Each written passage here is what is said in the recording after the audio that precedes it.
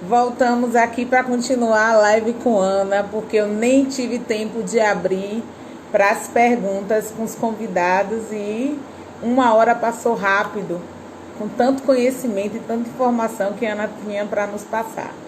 Então, publiquei a primeira parte, retornei aqui, estou aguardando ela voltar para a gente continuar esse bate-papo, que estava assim, espetacular.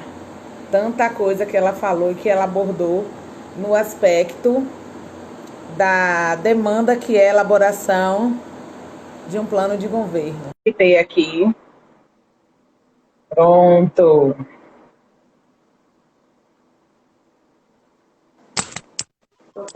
Oi, voltamos! Mulher, você viu que eu não, hoje eu nem li os comentários que o pessoal estava fazendo aqui, ó. Teve gente que disse que João falou, essa vai ser prefeita. Aí a Eliane botou, com certeza, minha eterna secretária. E Sheila falou assim, quanta informação, quanto conhecimento. Aí Tati falou, essa sabe mesmo. Tanta coisa. Eu nem interrompi, Ana, porque assim, você pode estar achando que eu não tô falando e você, ou então pensa que eu não estou falando e não está me ouvindo. Não, eu não consigo lhe interromper para aprender. Porque assim, ó, nem parece que você veio da educação, que já foi secretária de educação e que hoje está secretária de Desenvolvimento Econômico. Parece que o tempo todo você lidou com economia, com realidade de indústria, de trabalho, de organização de estratégias de desenvolvimento econômico, porque você deu várias possibilidades mesmo aí de estar conduzindo situações que serão exitosas pós-pandemia. Isso aí eu vi claro que requer mesmo esse diagnóstico e vontade.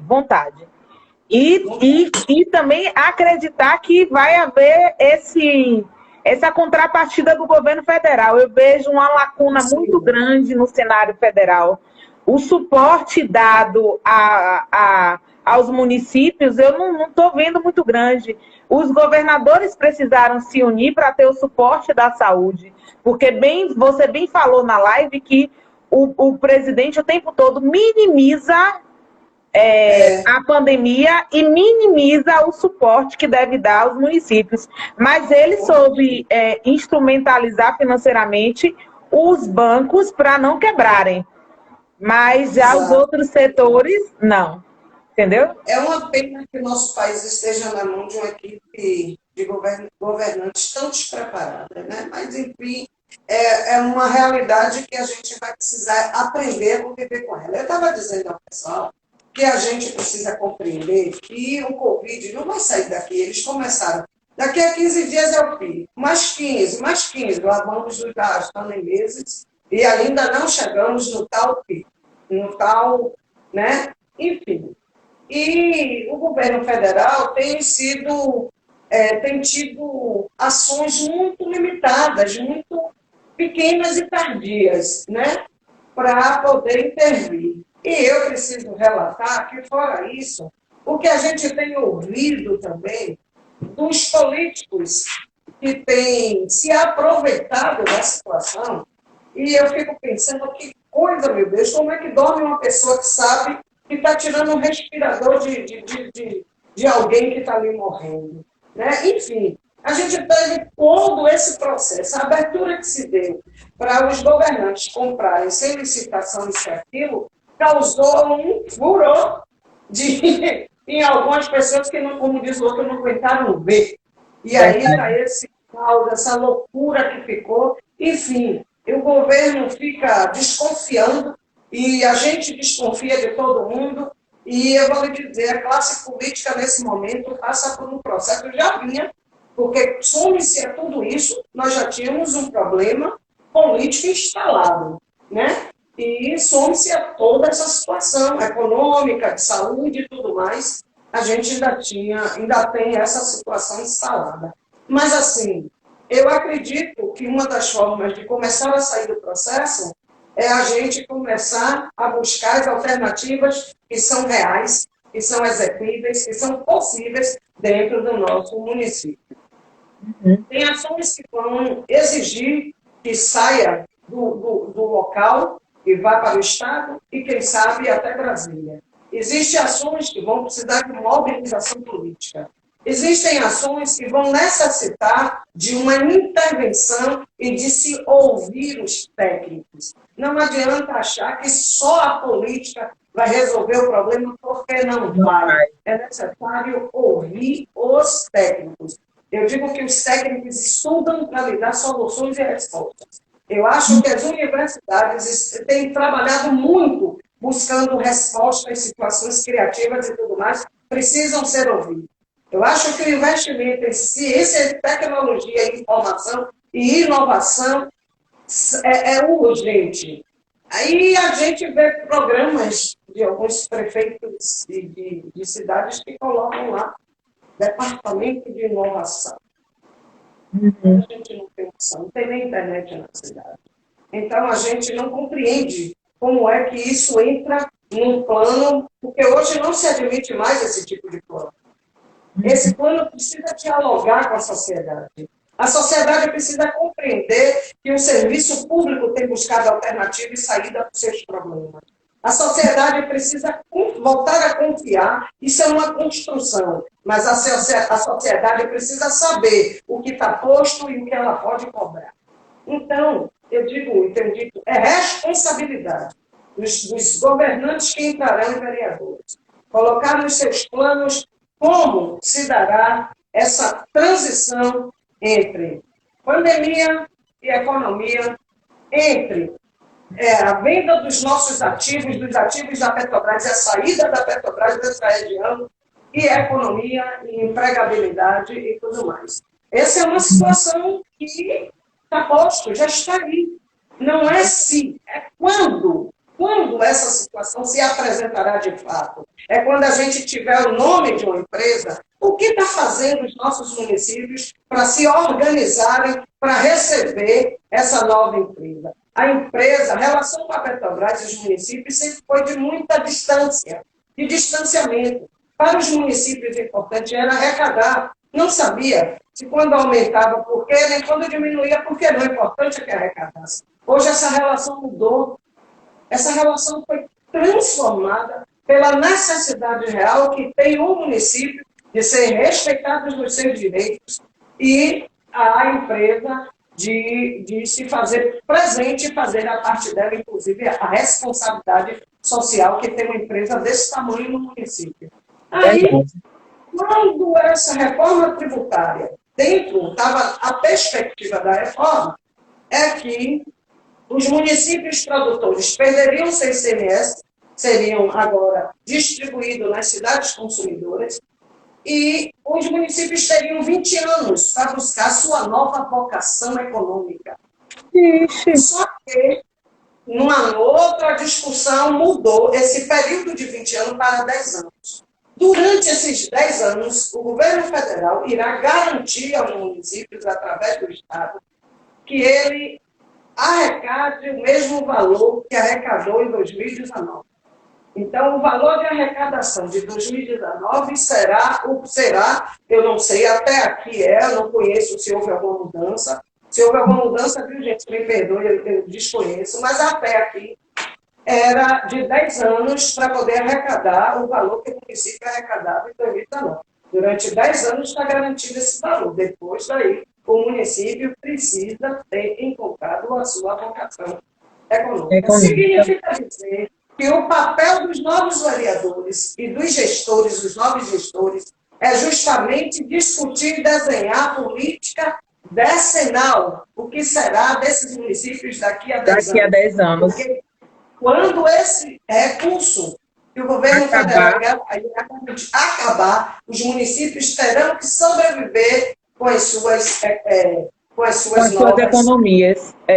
Se não se instala uma outra crise, uma depressão financeira, uma recessão, e ninguém sabe o que vai acontecer. Agora, olhe me preocupa muito tudo isso que você me disse, porque era algo que eu desconhecia, entendeu? E é algo que me deixou, assim, angustiada.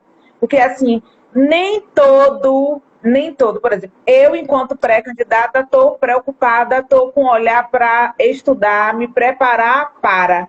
E cada vez eu vejo que há desafios para superar, e desafios mesmo na busca tanto do conhecimento quanto na busca de parceiros que ajudem aquela meta a ser cumprida. Porque, assim, quando você fala que a gente precisa ouvir os técnicos, quando você fala que a gente precisa promover crescimento da economia, quando você fala que a gente precisa promover inovação, aí você precisa de um profissional do século XXI, antenado, e que busca aprender. Porque, por exemplo, tudo que eu aprendi outrora, hoje está obsoleto.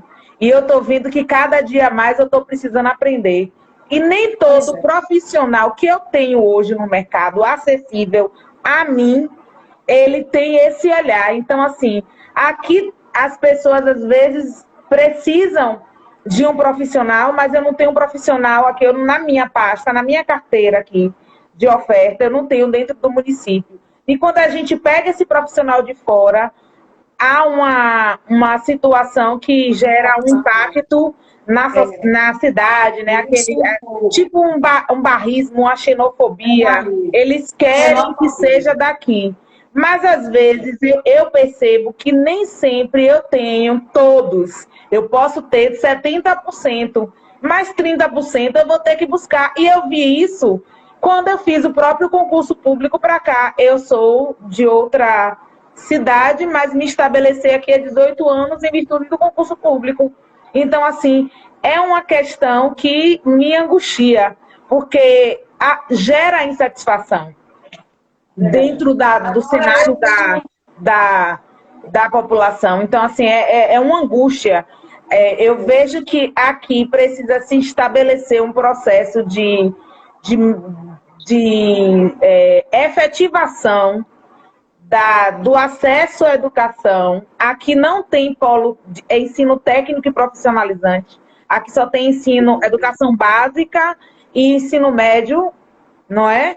E as pessoas têm incentivo a buscar o ensino superior, a prefeitura fomenta vários projetos para isso, mas a educação para transformar aqui no município capaz de subsistir depois de 10 anos vai requerer muito estudo e várias etapas a serem superadas que um plano de governo, Ana, de 4 anos, não vai contemplar. Quando você me fala aí, assim, você já me falou do diagnóstico e de algumas situações. Então, a gente tem os anseios, a gente tem um compromisso com a comunidade. A gente vai fazer o diagnóstico, elaborar a equipe para pensar o plano, a equipe para fazer a transição, para criar as ações, né, direcionadas a políticas públicas que se efetivem e possíveis de se realizar. Mas eu fico preocupada com esse prazo de 10 anos de esgotamento de recursos que pode gerar uma outra crise e se daqui até lá não tivermos condições de ter realizado todas as metas desse plano, isso me angustia, porque várias coisas podem ser entraves a isso. Várias coisas que você falou aqui são entraves, eu estou dando um nome cabeção. Bate na sua cabecinha linda, que, como eu disse, nem todos os problemas detectados poderão ser resolvidos de vez. Alguns planos, como o plano escolar mesmo, o Plano Municipal de Educação, PME, é para 10 anos.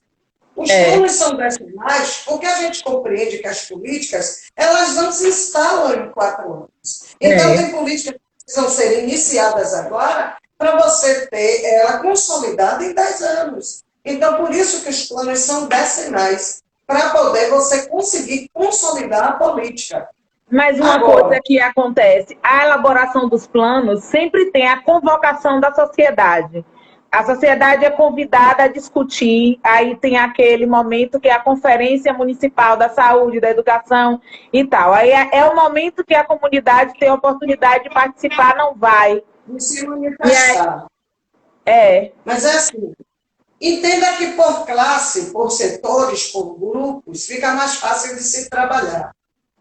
A ideia de que muitos conselhos, eles acabam não funcionando, não atrapalhando, os conselheiros não conseguem descobrir quais são as suas competências, para que serve o conselho. Eles, algumas vezes, têm a visão distorcida de que ele entra para dizer, está tudo errado, mude, eu quero assim. Não funciona assim. Mas eu acho que o investimento, primeiro que, quando você chegar à Câmara, você deverá se encaixar em uma comissão. E eu sempre penso que a gente precisa se encaixar naquelas comissões que a gente sabe que pode contribuir efetivamente. Que a gente tem conhecimento de causa.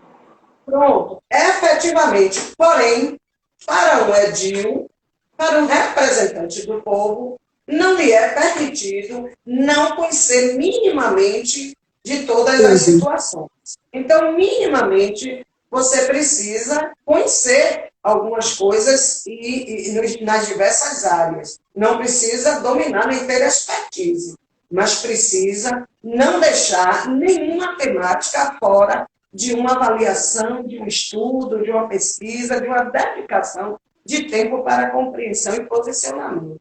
Importante é que você sempre se posicione, né? E as pessoas precisam entender que essa representante do povo está lá para falar por elas, para representá-la, para levar suas demandas. Verdade. Então, que sempre as coisas sejam decididas de forma que favoreça o povo. Se essa relação, se esse entendimento entre o político e o seu eleitorado conseguir se solidificar, as pessoas vão compreender que precisam estar do seu lado para te apoiar nas demandas que tiverem dificuldades de aceitação, de entendimento, e que você considera que o nível de importância ela precisa de um outro tratamento. Então, assim, o plano de governo, os gestores entregam na chegada agora. Eles têm prazo agora para entregar, acho que até o dia 26, para entregar o plano de governo. Eles são obrigados a registrar junto com a candidatura, entregando o plano de governo. Esse plano de governo, assim que se definem os candidatos, que se definem os partidos, a primeira coisa que os partidos precisam chegar é com as suas contribuições para a discussão da elaboração do plano de governo. Por quê? Porque aí está garantida que há, de fato, uma participação de todos, que esses processos foram discutidos, que o embasamento é em cima do que a legislação lhe garante, é fundamentado nas legislações, que a sua realização, a sua definição dos seus desafios, ele é algo que está sendo contemplado pela escuta de todo o grupo. Então, o plano de governo precisa ser da responsabilidade de todo mundo que diz ao gestor, concordo com isso, assino embaixo e vou correr atrás para que essas propostas, que essas sugestões, que essas políticas se implementem. Verdade. Mas isso precisa acontecer antes. Porque o que acontece é que primeiro se chega lá, registra o programa, o plano de governo, e sabia que é um documento que as pessoas não têm. E outra coisa que me preocupa, nesse cenário de pandemia, as discussões dos planos de governo, porque assim, às vezes o eleitor vota, aqui a gente vê que no cenário municipal, na esfera municipal, as discussões não são tão amplas quanto na esfera estadual e federal, né? O tempo disponibilizado para debate, o momento que o candidato se encontra para estar discutindo, né? E aí uma coisa que me preocupa nesse cenário de pandemia, como eu vou conhecer a proposta do outro? Muita gente não quer nem parar, por exemplo. Você se disponibilizou para estar aqui discutindo comigo, atendendo as minhas demandas. É muito elucidativa a sua fala, assim, um aprendizado ímpar. Mas tem pessoas que só de falar, eu já penso como serão discutidas as propostas. O que me preocupa nessa eleição é o eleitor votar às cegas.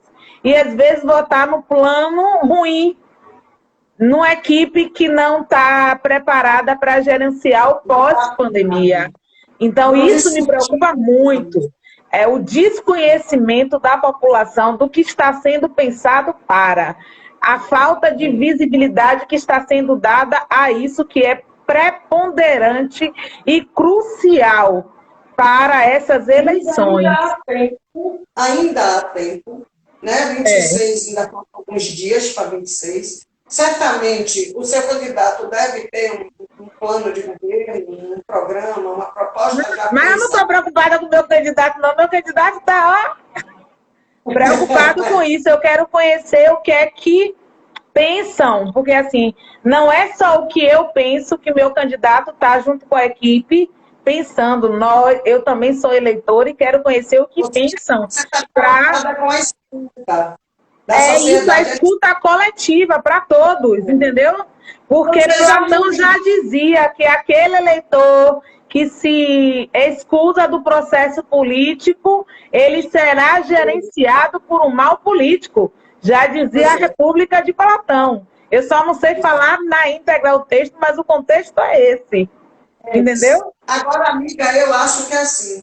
Eu acho que você pode sentar com uma equipe que te ajuda. Tudo está sendo de forma virtual, até essa escuta.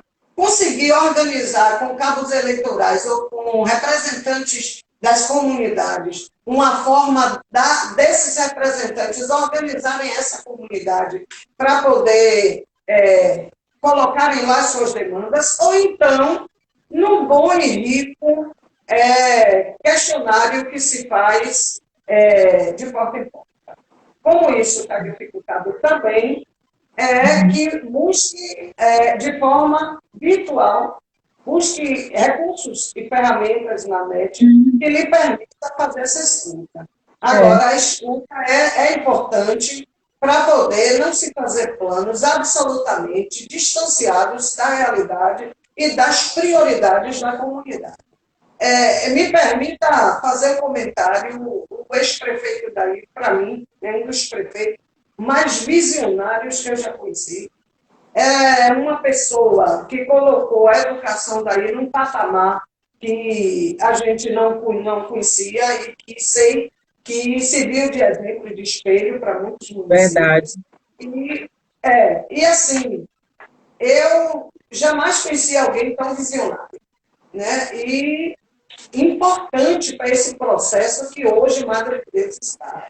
Madre de Deus está num patamar de inovação que nem a capital está, em algumas situações. Então, verdade. Existe um trabalho técnico, muitas vezes mal entendido, porque como você E deixa eu só te falar, nessa questão, na live na diferença de algumas, do atendimento, porque o que você falou aí casa com o atendimento que é dado à comunidade em vários aspectos, educação, saúde, e já vem de anos anteriores. Na live de segunda com minha amiga de Capela do Alto Alegre, que é secretária de educação lá, a gente fez o F juntos, 1998. Ela está falando tudo que está fazendo aqui, ela não consegue fazer lá.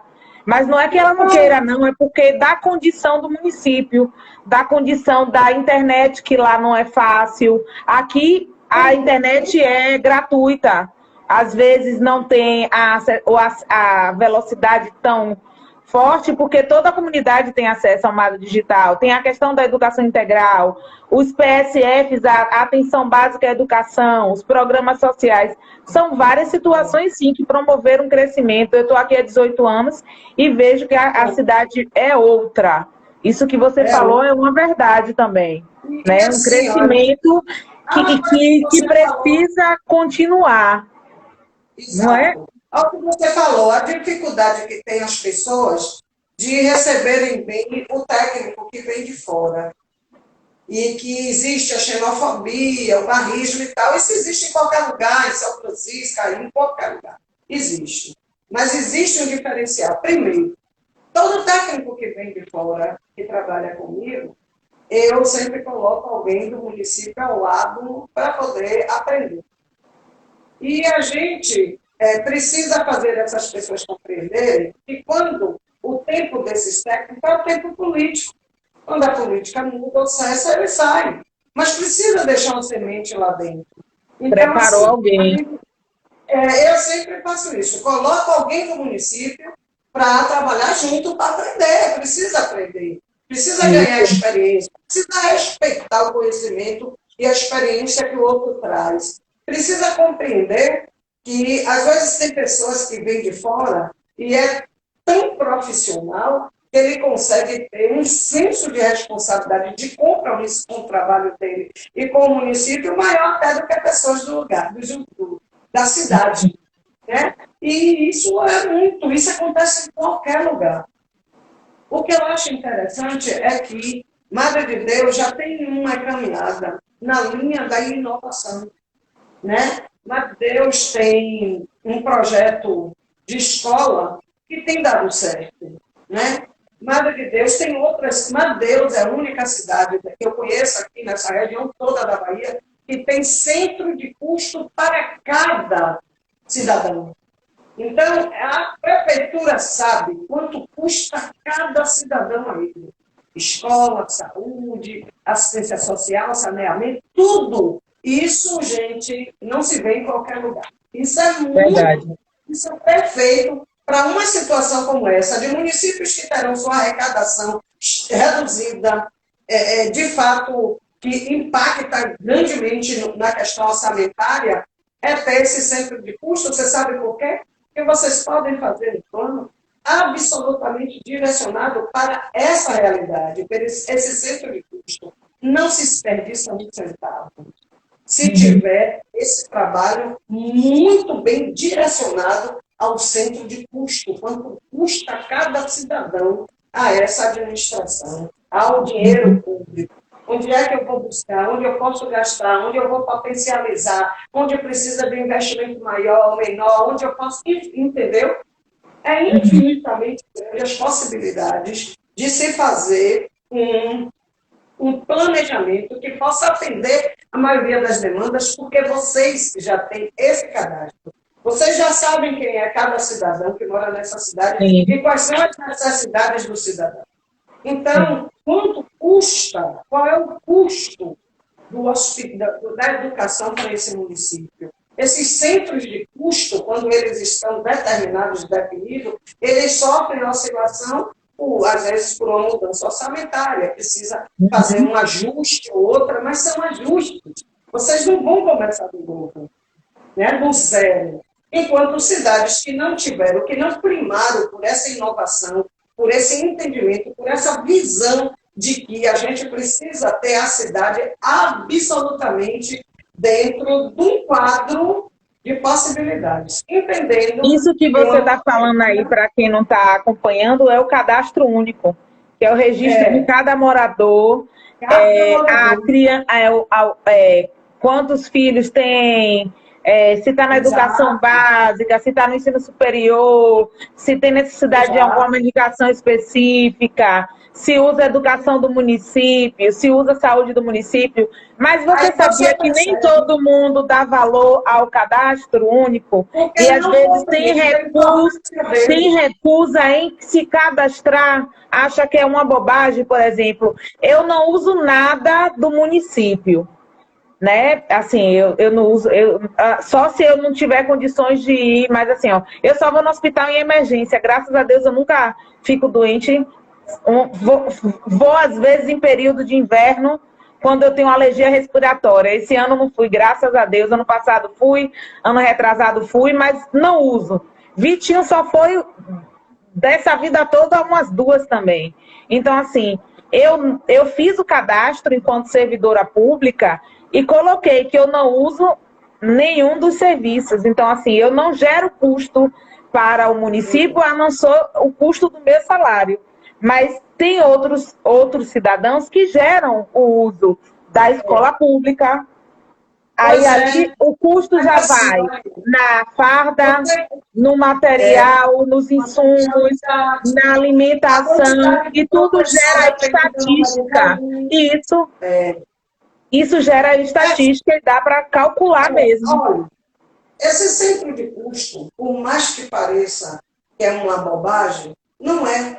Não Numa é hora, não, porque não é assim, não. olha, É o nas questões orçamento de do município. produtividade, É o orçamento é, do município. É isso, igual quando a gente levanta os custos isso, dentro de casa.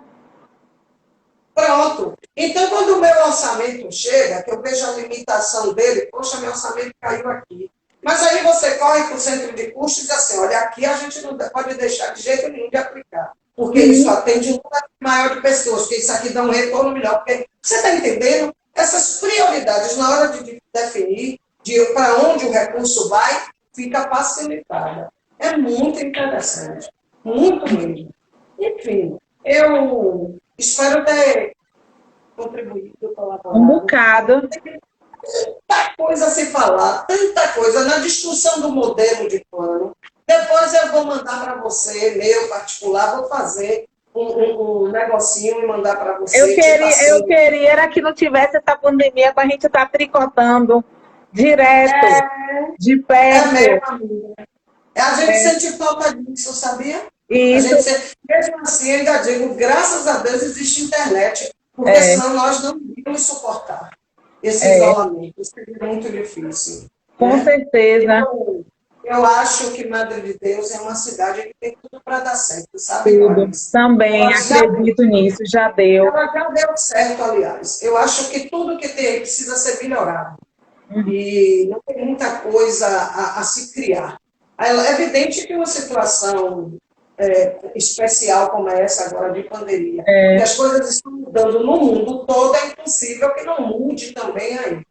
Mas, assim, já é uma cidade que está mais organizada, já tem uma certa estrutura, organização, que dá para você perceber ela, e quando as coisas chegam de lá para cá, você tem condições de entender onde ela vai se adequar para sobreviver e para ter condições de sair rápido dessa crise. Eu verdade. acho que a economia do nosso país, se não tiver uma ação mais eficaz do nosso governo, eu acho que a gente vai passar por mais dificuldades, vai demorar um pouquinho mais sair das dificuldades em função disso. Mas eu também fico animada quando vejo que em período de crise é o período que as pessoas mais criam. As Criam pessoas estão ganhando dinheiro fazendo máscara, as pessoas estão ganhando dinheiro produzindo em casa e o delivery está oportunizando emprego, gente tá? que Emprego e estava renda. bem, Na entendeu? informalidade, mas está A crescendo esse informalidade. setor.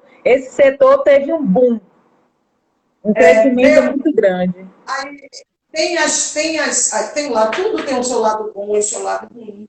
Essa questão do relacionamento de comprador e vendedor, do dono do comércio e o seu cliente, tudo isso é muito ruim, porque isso, de fato, ficou abalado, essa relação, mas, em compensação, a gente ganhou em agilidade, em proteção, com a confiabilidade e segurança, você está em casa vendo o seu tranquilo. Eu acho que quando passar a pandemia, pessoas optarão por continuar com esse mesmo sistema, Serviço. resolvendo as contas bancárias pelos aplicativos, buscando delivery para comprar, Sim. comprando pela internet as coisas maiores, enfim, é uma série de comodidade que trouxe, que veio junto com um afastamento real das Sim, e pessoas. olhe que Né? essa realidade, ela é uma realidade nossa. Nós aqui gostamos de ir verificar a mercadoria, mas amigas minhas que foram morar em outros países, isso é muito comum nas É, economias europeias, nos Estados Unidos. O delivery é algo é, efetivado. Aqui não era. Aqui a pandemia que inseriu o contexto do delivery. você Aqui vai ver, delivery só era pizzaria, exatamente. restaurante, e nem todos. Entendeu? Mas aí o contexto as mudou. pessoas vão aprimorar esse processo, você vai ver como a vida vai estar facilitada em diversos aspectos. Eu fiquei muito pé com a história da privatização da Irlanda, do sucateamento da Irlanda. Eu fiquei indignada no início. Mas como a gente não teve força política para poder barrar esse processo, e deixou de ser se privatizar para ser quando, não é mais se entregar, agora é quando vai entregar, eu procuro enxergar isso sob uma ótica mais otimista, entendendo que quem compra não compra para matar a ferramenta, muito pelo contrário. Então, acho que com a privatização, quem compra precisa fazer dinheiro, precisa retirar o que foi colocado ali. Talvez a gente viva um momento de crescimento também. De crescimento também. E o que me preocupa é que essas empresas devem trazer uma gama de atividades, e quando elas atualizarem a refinaria, quando elas buscarem a otimização dos seus trabalhos, a gente talvez fique para trás em função da gente não estar hoje correndo para investir nas áreas certas. Eu digo que tem áreas que não adianta mais a gente pagar bolsa para estudante, porque elas são áreas que estão esgotadas, não tem mais onde você empregar. Então, de que adianta você estar dando formação, pagando bolsa para aluno, que vai fazer cursos que não vai dar retorno. Que não vai ter retorno no mercado. E nem para ele, enquanto profissional que precisa se colocar no mercado de trabalho. Uhum. Então, eu acho que esse é o grande pecado, esse é o grande investimento. O investimento precisa ser nas pessoas agora, o investimento precisa ser na formação. A tendência é de que o filtro fique ainda mais seletivo. Agora, né? quando você falou nisso aí, você me sinalizou uma outra questão. A orientação vocacional desse profissional, do estudante que está saindo do ensino médio e se direcionando por uma faculdade que lá vai estar obsoleta para o mercado e que depois ele vai ter dificuldade de inserção. Entendeu? Então, aí é um outro olhar que tem que ter também. É isso que eu estou dizendo. Então, assim, quais são as tendências? Esse é um setor que a prefeitura precisa ter. Quais são as tendências de emprego dessa região? De mercado. Qual a profissão do atual daqui a 2 anos, daqui a 5 anos? Olha que quando começaram as startups, né, que fala? Que é aquelas empresas que o profissional só trabalha em casa em home office. Aí o pessoal dizia que era trabalho de vagabundo, né? E que não estava trabalhando, mas a pessoa só faturando. Você trabalha mais. Isso. E a Hotmart, que é uma plataforma que só vende produtos em PDFs, produtos para você comprar, livros, e-books e tal, o pessoal produz em casa. Então, ó, isso já é um sinal de tecnologia, de avanço. Tecnologia é o investimento. Entendeu? Eu acho que, seja qual for o desfecho dessa pandemia, acho que a gente precisa voltar à normalidade, que não será aquele normal dito, mas a gente precisa compreender que a gente precisa voltar a produzir, a gente precisa garantir espaços de emprego, a gente precisa continuar o tempo todo se melhorando, crescendo, aprendendo, porque senão a gente é engolido por aqueles que têm essa iniciativa de buscar se colocar à frente dos tempos, né? Eu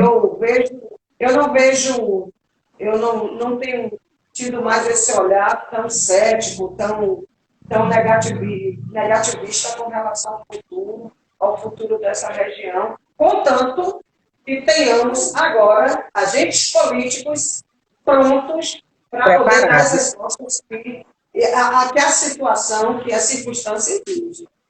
Né? Essa é a ideia. Agora, uma coisa, quando me perguntaram, Clara, e por que tu vai permear esse caminho agora? Eu fico observando assim, ó, nem toda pessoa que se lança na política se prepara para estar na política.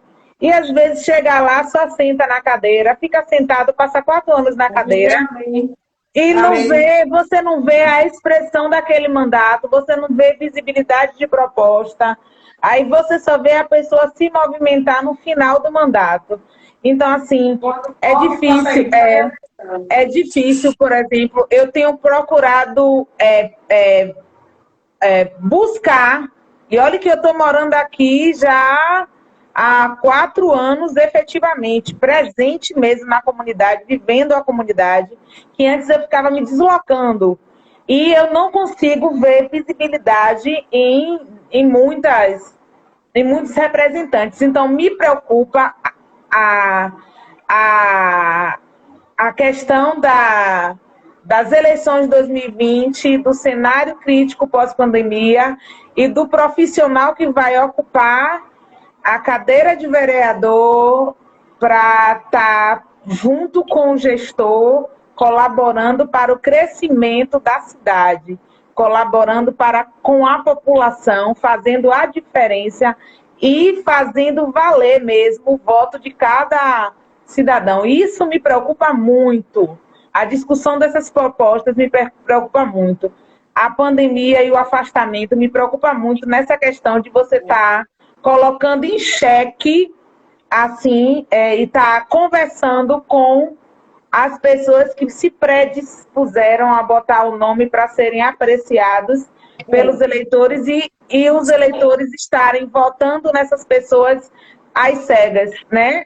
A questão é como você falou, que é num momento delicado, uma situação extremamente crítica. Eu quero minha caneca, viu? A sua caneca tá... Oh, esqueci. Eu tenho que mandar. Ou eu mando por Meirinha, ou eu mando por LN. Porque aqui não tem correios para eu estar mandando assim. Viu? Mas eu mando por LN ou por Meirinha. A sua tá lá bonitinha, linda. Todo mundo que participa da live ganha. Eu acho assim, eu estou muito feliz, mas muito bem. Quando a Aline me falou, Cistas Lives de Clarissa, está muito legal e tal. Disse, quais são as temáticas? Ana, ela tem trabalhado diversas temáticas, disse que é bom. Porque assim, olha, é a primeira eleição onde os candidatos não vão poder fazer o corpo a corpo, de ir na conquista do voto, de ir para fazer aquela conversa, usar sua argumentação, se apresentar ao eleitor. E vai ganhar a eleição aquele que tiver mais atitude e for mais criativo no uso da ferramenta da mídia, né? O povão não está acostumado a fazer, a votar, né? Através da apresentação virtual. Então, esse é o que dificultou para essa eleição. Até porque do momento complicado, do momento crítico, do momento que se exige que dentro das câmaras legislativas estejam pessoas preparadas e prontas para dar respostas imediatas às demandas urgentes e demandas imprevisíveis que podem ocorrer a partir desse momento delicado de pandemia. Então, você está tendo uma atitude que acho que todos deveriam copiar. A gente LN está aqui dizendo, estou orgulhosa do trabalho que vocês duas fizerem. LN, ela é incentivadora, motiva muito. E aí eu botei ela blogueirinha, que ela vive online, para repostar, para publicar, para fazer os contatos, ela está blogueirinha. Nunca foi tão blogueirinha como agora. Agora eu acho, amiga, que você está no caminho certo, mas acho que você deve buscar as condições de proteção, de proteção a você, a sua vida e a das pessoas, mas deve buscar contatos bem estruturados, com responsabilidade, com distanciamento, com o uso da máscara, com o álcool gel, de pessoas que você sabe que você precisa chegar para poder conversar.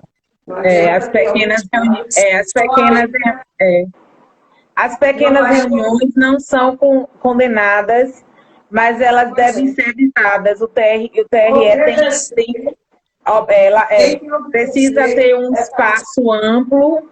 A dificuldade é local que tenha espaço para que possa pensar nisso. E criar esse espaço de conversa com todo o respeito a essas determinações de proteção e segurança. E acho que dá para conversar conversar com os grupos certos, que podem ser multiplicadores. Para não perder tempo, fazendo contato com A, com B, com C, com muita gente, e correndo, às vezes corre demais, não consegue enxergar o que de fato é essencial, é fundamental, a gente se perde muito nesse processo. Então, buscar aquelas pessoas que podem ser multiplicadoras da ideia, do nome, dos argumentos, das defesas que Clarissa pretende fazer na Câmara. Acho que você está de parabéns, o caminho é esse.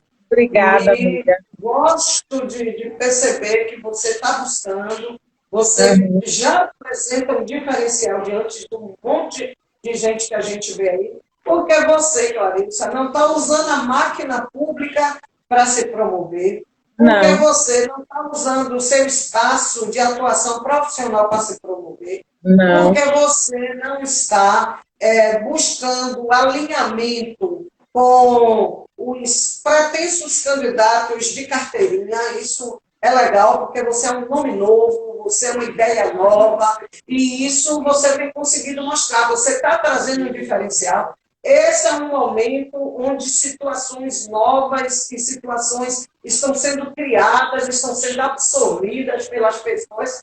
Esse é um momento ideal para a apresentação de um novo perfil de candidato. Então, você está fazendo isso muito bem, né? Obrigada. E precisa agora só pensar em trazer esse público que vale a pena o diálogo. Você traz esse público, conversa com esse público e eles multiplicam. Eu acho isso importante, porque às vezes as pessoas gostam de ver de perto, de sentir, de olhar no olho. Isso é muito importante. Viu, amiga? Mas assim... Obrigada, amiga. Obrigada. Viu? Eu vou publicar. Sempre as ordens. Tá bom, eu vou abusar muito pelo telefone. Sem problema, tranquilo. Viu? Pode ligar. Eu vou publicar, já publiquei a primeira. A gente ficou quase 2 horas, faltam 10 minutos só. Eu vou publicar a segunda. Vou amar poder contribuir. E eu vou te mandar o link das duas, que aí você pode estar visualizando no celular e mandando para as pessoas que você acha que vai contribuir. Porque assim, as pessoas me criticaram. Claro, e você está deixando sua live para todo mundo ver. Aí eu falei, live é para todos verem. E quem não pôde estar, que veja depois. Eu reposto em 10 grupos, largo visível, viralizo no WhatsApp, mando para os colegas compartilharem, porque a intenção é conhecimento, é algo que você não é seu, que você tem que levar adiante. Agora, o que cada um vai fazer com conhecimento é diferente. Porque aí a aplicabilidade do conhecimento, aí você que vai ver o potencial. Porque todos podem ter acesso, mas aplicar é uma particularidade que cada um vai direcionar e motivar e crescer e buscar. Copiar. É assim, tudo se copia, nada se cria, tudo se copia. Que as pessoas copiem. O que você está fazendo é simplesmente, extremamente positivo. E se é positivo, se tem trazido às pessoas um anseio de poder ouvir, para poder entender, para se melhorar, que bom. É como eu estou lhe dizendo, você está mudando esse perfil. E olha que no início eu não queria fazer não, viu? Aí eu falei, eu não quero fazer, vou me expor muito. Aí depois eu fiquei observando, eu sempre andei na rede social, sempre postei, publiquei. Mas eu nunca parei para levar conteúdo. E agora me preocupa levar conteúdo, me preocupa formar e levar informação de qualidade para a comunidade em geral. Entendeu? É isso aí. É isso aí. Viu? Muito bom, E muito amiga. obrigada por ter contribuído com isso. Eu que agradeço a oportunidade. Beijo, Tchau, vou tchau. encerrar. Fica com Deus. Se cuida. Vou mandar a caneca Você por também. Lia. Tchau. Também, amor. Tchau. Beijo. Beijão.